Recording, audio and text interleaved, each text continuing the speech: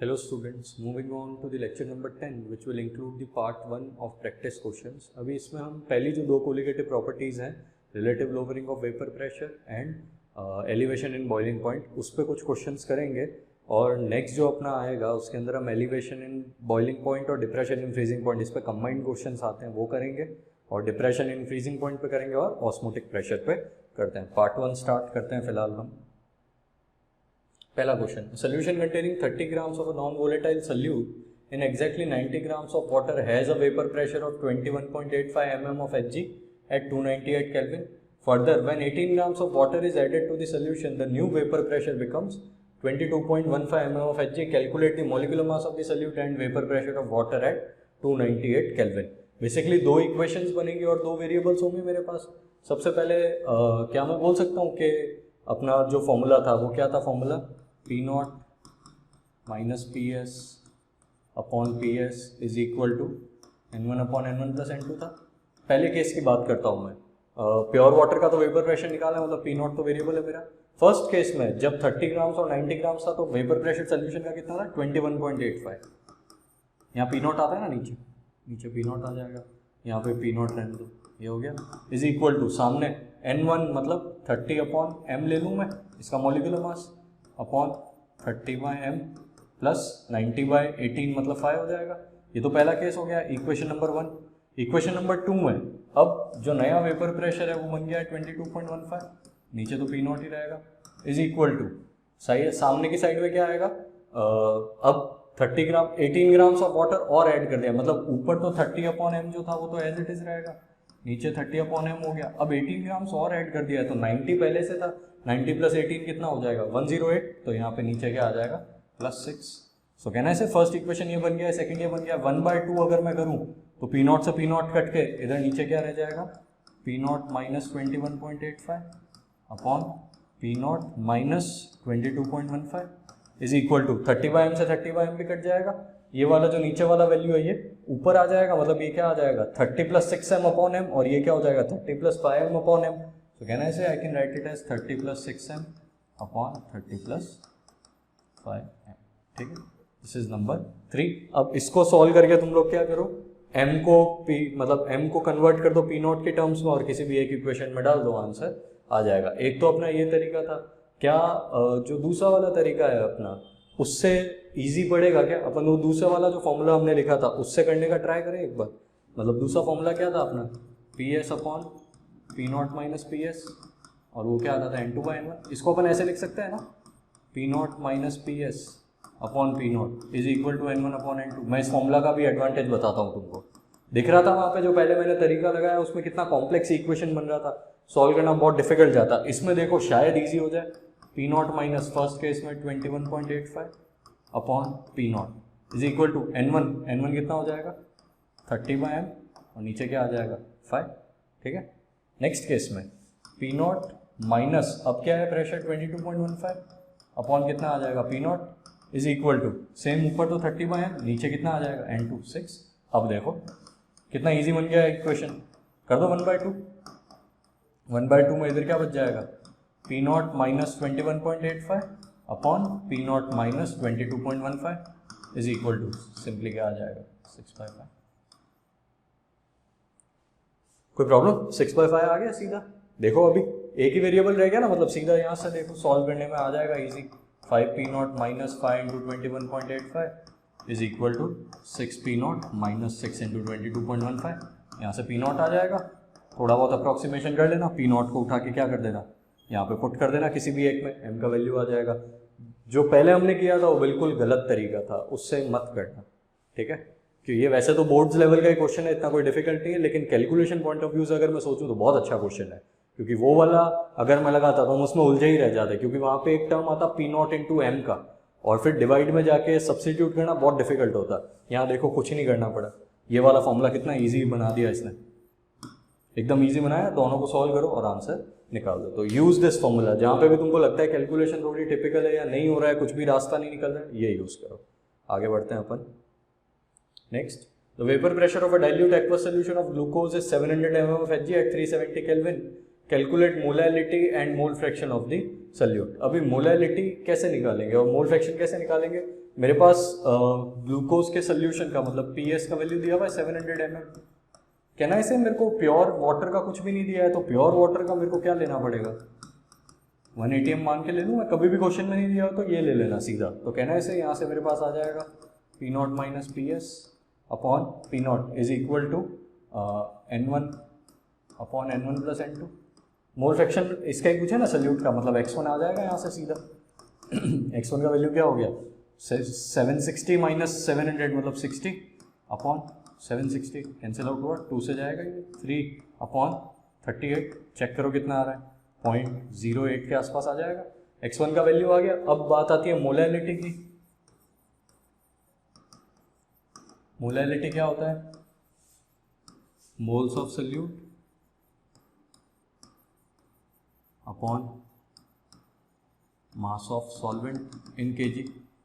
अच्छा अभी जो है सॉल्वेंट कौन है? एक्वस सोल्यूशन लिखा ना, डाइल्यूट एक्वस सोल्यूशन। तो डाइल्यूट एक्वस सोल्यूशन का मतलब सॉल्वेंट कौन हो गया? वो हो गया वाटर। तो वाटर के मेरे को मास चाहिए, तो कहना है इसे कि यहाँ से आई कैन से कि x2 का वैल्यू कितना आ जाएगा? 0.92 आ जाएगा यहाँ से। मतलब मोल फ्रैक्शन ऑफ सॉल्वेंट कितना आ जाएगा? 0.92। टोटल मोल्स कितने हो गए? 1। और सॉरी x2 का वैल्यू 0.92 आ गया है, तो मोल्स ऑफ वाटर कितने होंगे वो अगर मेरे को पता पड़ जाए तो मैं मास ऑफ वाटर निकाल सकता हूँ। मोल्स ऑफ सल्यूट तो 0.08 हो गए, इसको हम ऐसे लिख सकते हैं ना, this implies what? 0.08 moles of solute are present in 0.92 moles of solvent. ठीक है, डिनोमिनेटर को 1 बना देंगे तो न्यूमरेटर वैल्यू के बराबर हो जाएगा। बस हो गया क्वेश्चन। कितना आ गया ये? 0.08 अपॉन 0.92 इंटू वाटर का मास 80 मोल्स है ना, ये मोल्स को मॉलिक्यूलर मास से मल्टीप्लाई करेंगे तो मास ऑफ सॉल्वेंट आ जाएगा अपॉन 1000। कितना आ गया ये? पर 80 चला जाएगा नीचे, ऑलमोस्ट 18 इंटू 0.9 ले लो, 18 इंटू 0.9 कितना हो जाएगा? 16.2। आंसर 5 से कम आएगा। देख लो आंसर कितना आ गया? 4.76। ठीक है, अच्छा क्वेश्चन था ये, इसीलिए मैंने बोला कि तुमको कॉन्सेंट्रेशन टर्म्स अच्छे से आनी चाहिए। मोल कॉन्सेप्ट आएगा तभी ये सब कुछ आएगा। कभी भी क्वेश्चन में नहीं गिवन हो तो अपन ये ले सकते हैं हमेशा। आगे बढ़ते हैं। Calculate the vapour pressure of an aqueous solution which contains 5% W/W of urea.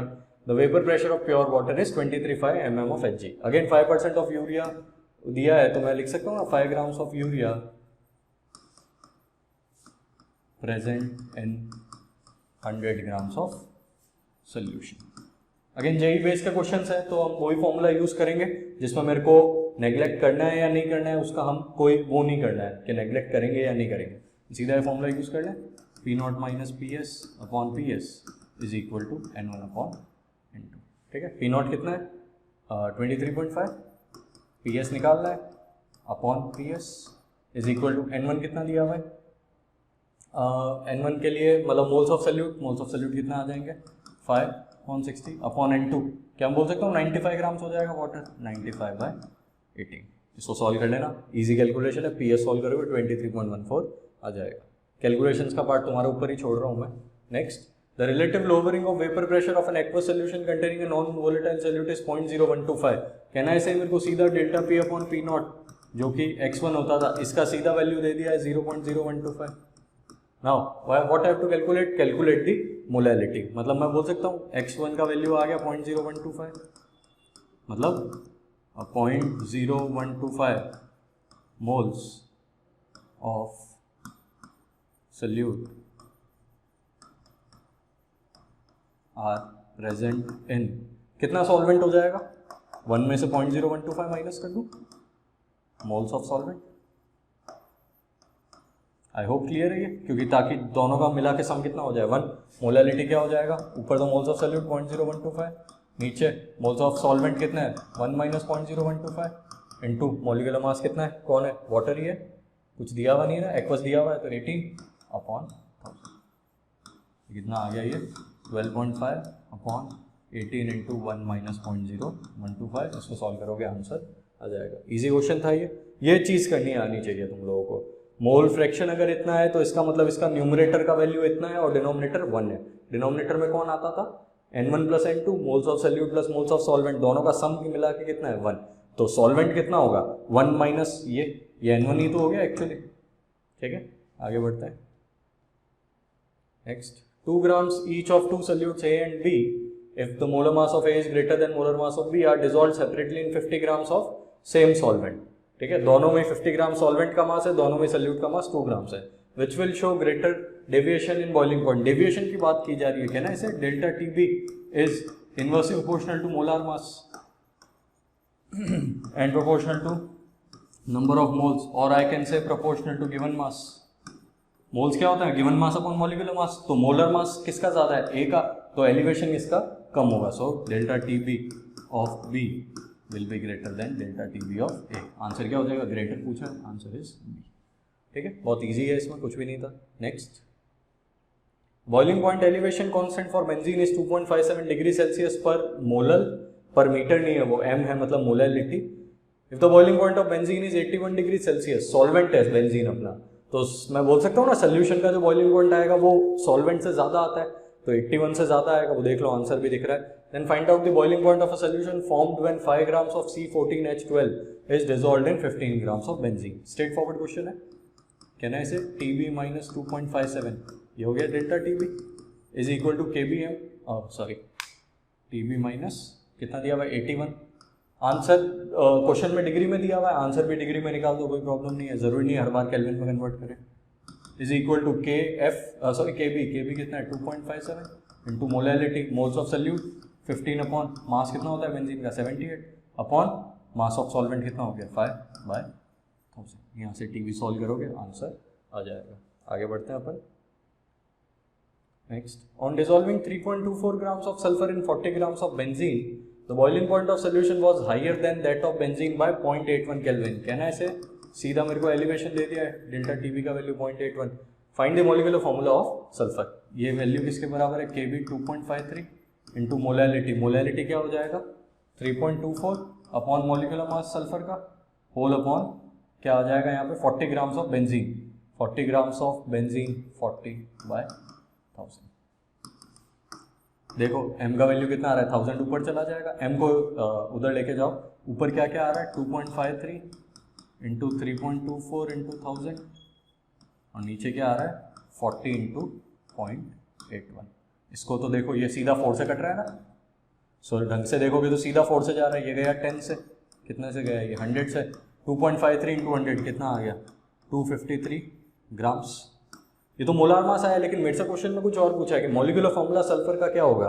कहना है इसे कि सल्फर का मास कितना होता है 32 ग्राम्स होता है एक एटम का, एक एटम के सल्फर का मास 32 ग्राम्स होता है, टोटल मॉलिक्यूलर मास 253 ग्राम्स है, तो नंबर ऑफ एटम्स कैसे निकालूंगा मैं, number of atoms of sulphur कैसे आएंगे, total molecular mass upon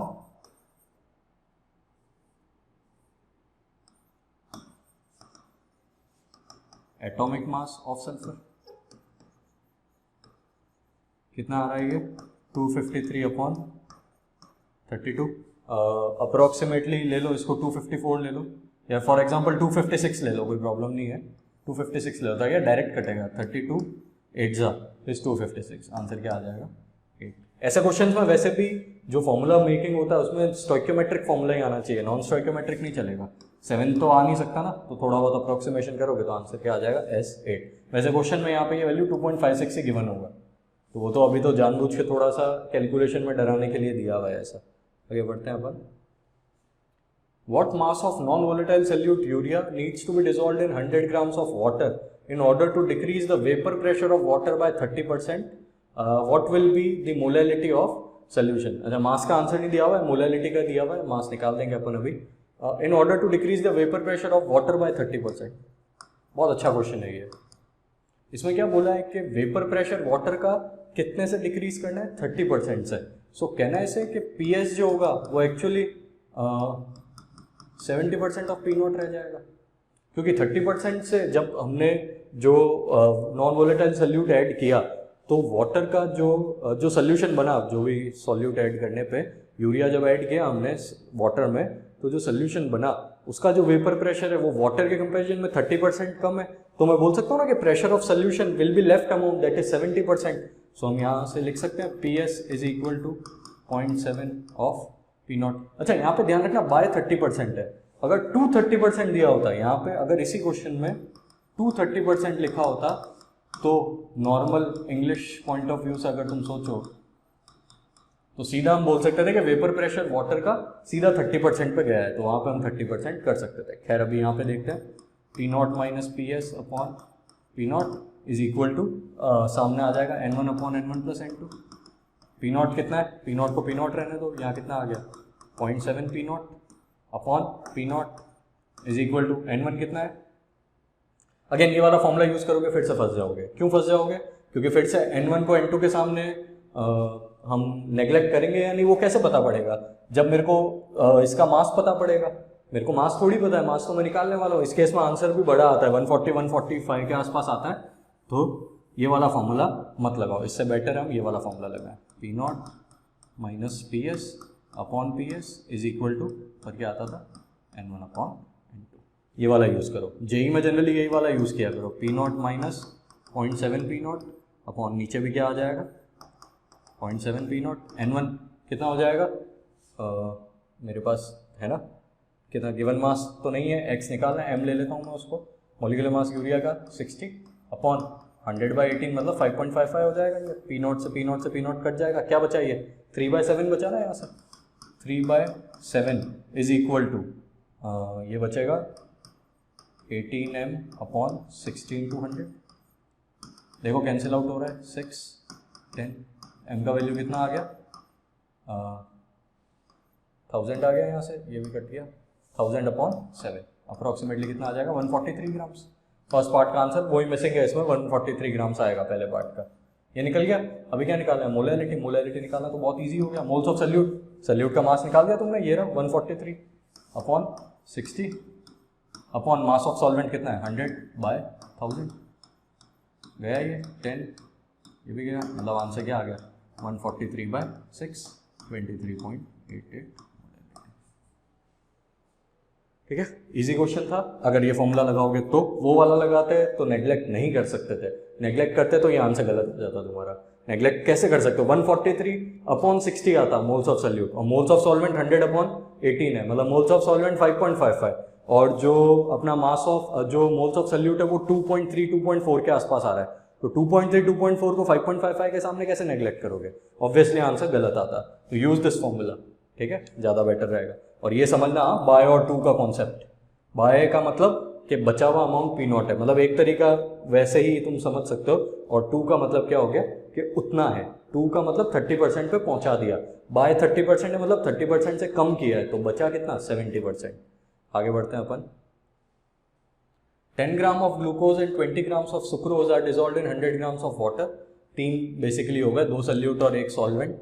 What will be the vapor pressure of the resultant solution if the vapor pressure of water is 30 mm of Hg? कहना इसे, इसमें मेरे को ये फॉर्मूला लगाना चाहिए, PS is equal to P naught x2, क्योंकि देखो सल्यूट ज़्यादा है तो सल्यूट का मोल फ्रैक्शन अपन नहीं ले तो बेटर, सॉल्वेंट का तो सॉल्वेंट तो एक ही है वाटर, पी नॉट कितना है 30 इंटू वाटर का मोल फ्रैक्शन कितना हो गया 100/18 होल अपॉन नीचे क्या आ जाएगा 10/180 प्लस 20/342 और प्लस 100/18। इस केस में ये जो वैल्यूज है ना ये बहुत छोटी है, तो इनको 100/18 के सामने नेग्लेक्ट करोगे तो आंसर अप्रोक्सीमेटली 30 के आसपास ही आएगा। वही देख लो 29.3 mm ऑफ Hg। ऐसे क्वेश्चंस में ऑप्शंस होते हैं, तो ऑप्शंस में अपने को जो ऑप्शंस होंगे वो 25, 27, 34, 36 इस टाइप के होंगे, तो उसमें हम जैसे इन दोनों को नेग्लेक्ट करेंगे तो ये इससे कट जाएगा, आंसर कितना आ जाएगा 30 के आसपास। ठीक है, moving on to the last question. Calculate the molar lowering of vapour pressure for water at 100 degree Celsius. ठीक है, अब मोलल वर्ड आया है, अच्छा क्वेश्चन है ये, ध्यान देना। मोलल का मतलब क्या हो गया 1m मतलब 1 mole of solute is present in 1 kg of solvent. Solvent कौन है मेरा वाटर, तो वाटर का मास मिल गया तो वाटर के मोल्स मिल जाएंगे, 55.5 हो जाएंगे वाटर के moles at 100 degree Celsius. Molar lowering पूछा है, मतलब एक्चुअली क्या पूछा है मेरे से डेल्टा पी मतलब P naught minus P S, और क्वेश्चन में मेरे को कुछ गिवन नहीं है, तो कहना है सिर्फ पी नॉट का वैल्यू कितना होगा 760 mm हो जाएगा। सो अपन को वो वाला फॉर्मूला फर्स्ट वाला जो था वो यूज़ करना पड़ेगा, delta P upon P naught is equal to x1। Delta P is equal to P naught 760 into x1 क्या हो जाएगा, moles of solute. Moles of solute कितना है 1 अपॉन 1 प्लस 55.5। सो बेसिकली क्या आ गया ये 760 इंटू, ठीक है ना, आ जाएगा। ठीक है, तो 3-4 क्वेश्चंस इसमें थे जो कि अच्छे लेवल के थे, बाकी तो स्ट्रेट फॉरवर्ड ही थे। तो ये लेक्चर यहाँ पे ख़त्म होता है, और एक्चुअली इसी टाइप के क्वेश्चंस आते हैं, तो इसीलिए कोई डिफ़िकल्टी नहीं आनी चाहिए। अपना अगर मोल कॉन्सेप्ट स्ट्रॉन्ग है तो ये सारी चीज़ें बहुत ईजी जाएगी। ठीक है, अब पार्ट 2 जब स्टार्ट करेंगे तो उसमें थोड़ा वेराइटी आएगा क्वेश्चन का, और 1-2 कुछ क्वेश्चंस होंगे जो थोड़े बेटर होंगे इससे। ये तो काफ़ी ईजी क्वेश्चंस थे, बट वो भी इतने कोई डिफ़िकल्ट नहीं है, वो भी आराम से हो जाएंगे। ठीक है, थैंक यू।